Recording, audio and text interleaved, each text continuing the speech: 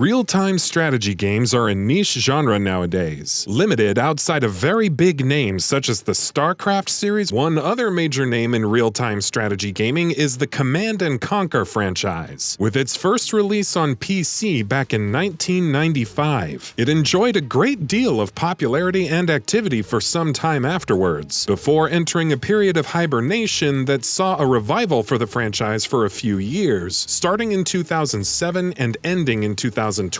Command & Conquer finally saw a new release in last year's Command & Conquer Rivals, though as a free-to-play mobile game. However, in November 2018, it was announced that Command & Conquer and Command & Conquer Red Alert are being remastered. As of July of this year, it was in alpha stage. It will support resolution up to 4K and is being worked on by Petroglyph Games, which contains staff from Westwood Studios, the development team on the original Command & Conquer titles up to 2003, the same year at which the company would also end up going defunct. But with this great news of a remaster, let's take some time to gloss over the library of the Command & Conquer franchise. The first Command & Conquer, also called Command & Conquer Tiberian Dawn, was originally released in 1995. It's one of the earliest RTS games, and it's also incredibly influential. It tells the story of an elite military organization of the United Nations, at war with a cult called the Brotherhood of Nod, led by Cain. The Brotherhood seeks control over a substance called Tiberium, which is traced back to a meteorite that crash-landed on Earth, and they seek control over it while staging a global terrorism campaign. To date, Command & Conquer has sold more than 3 million copies across all of its platforms. Notably, the game also incorporated full-motion video cutscenes while only seeking the employ of one professional actor. Nevertheless, nothing about the performances was campy or ironic. While Westwood had planned to make the ultimate RTS right from the outset, they changed the setting from high fantasy to a more modern warfare setting. Influenced by the global political tensions of the mid-90s, Westwood would later release an expansion called the Covert Operations in 1996, and follow it later with Command & Conquer Soul Survivor in 1997, built around online multiplayer. The game released to immense commercial and critical success, often described as fast-paced and full of action, which most might not be inclined to associate with a genre more easily seen as slower, cerebral, and deliberate. This game would be followed up by Command & Conquer Red Alert, a game that would begin the Red Alert sub-series in the Command & Conquer series. It sets a foundation for the alternate timeline of the Command & Conquer franchise, wherein World War II's being averted leads to Joseph Stalin taking control of Europe in the mid-1940s. This Red Alert game also serves as a prequel to the first Command & Conquer game. Cain, the leader of the Brotherhood, serves as an advisor to Joseph Stalin, and is trying to advance the Brotherhood ahead of their formal debut on the global political stage. Releasing originally in 1996, though finding its way to other platforms over time, the PSX notable among them. The game sold close to 900K in the United States by September of 1999. Among a surge of RTS games available in 96, Red Alert was seen as a standout offering by critics, with the game offering expanded gameplay options, air and sea warfare, and balance tweaks based off of what was developed in the first game, and depending on who you speak to, Red Alert's systems merit it being judged as superior to the first game. It was accompanied by 2 expansion packs, Counter-Strike and The Aftermath, and in 1998, Command & Conquer Red Alert Retaliation would release for the PlayStation, a compilation of Counter-Strike and The Aftermath. The next major release in the franchise is Command & Conquer Tiberian Sun, originally releasing in 1999 for the PC. Story-wise, it follows the first Command & Conquer game by 30 years. The first Tiberium War, waged between the Global Defense Initiative and the Brotherhood of Nod, is won by the GDI. There are 3 factions, GDI, Nod, and the Forgotten, and 2 competing storylines. Notably, prior to the release of Tiberian Sun, Westwood Studios was acquired by Electronic Arts, and would end up publishing the game, though they had no role in the title's development. In actuality, Tiberian Sun was delayed 3 times, originally planned for release in 1998. The launch of Tiberian Sun didn't include all planned features, with many of them later included in the expansion title Firestorm, which released in 2000. Nevertheless, Tiberian Sun was highly anticipated and sold 1 million copies worldwide by mid-October. While not reviewing as well as its predecessors, Tiberian Sun is seen as a fun and distinctly accessible game.